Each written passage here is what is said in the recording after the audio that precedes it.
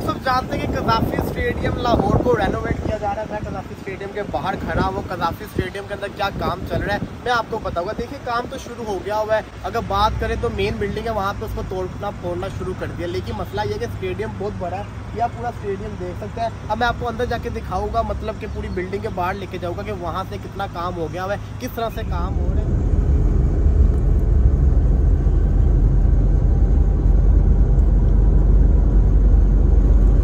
काम शुरू हुआ हुआ है, चल रहा है और लिखा हुआ है कि भाई एट वर्क, आगे काम हो रहा है। तो शुरू हुआ हुआ काम। वैसे आगे कज़ाफ़ी स्टेडियम लाहौर के अंदर, ये वो स्टेडियम है जहाँ पे 9 मार्च को इंडिया वर्सेस पाकिस्तान का बड़ा मुकाबला होना है।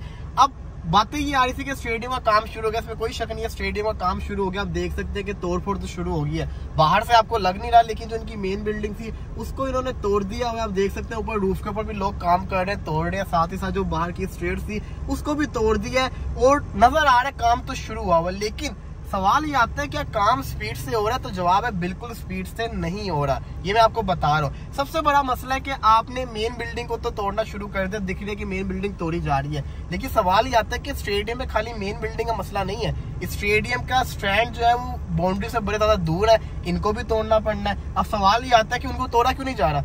अगर आपने काम शुरू किया तो आप एक साथ पूरा स्टेडियम ही तोड़े ना। पीछे अभी 2 स्टेडियम पड़े हैं, पिंडी और कराची का भी स्टेडियम पड़ा हुआ है, तो उनका भी काम करना होगा। तो अगर आप गौर से देखेंगे तो यहाँ पे आपको नजर आएगा कि यहाँ पे पूरे स्टेडियम के अंदर रेस्टोरेंट्स हैं जो मंथली 2 से 3 लाख पीसीबी को किराया दे रहे हैं। अगर पीसीबी उनको खत्म कर देता है तो पीसीबी को वो फाइनेंशियली लॉस भी होगा।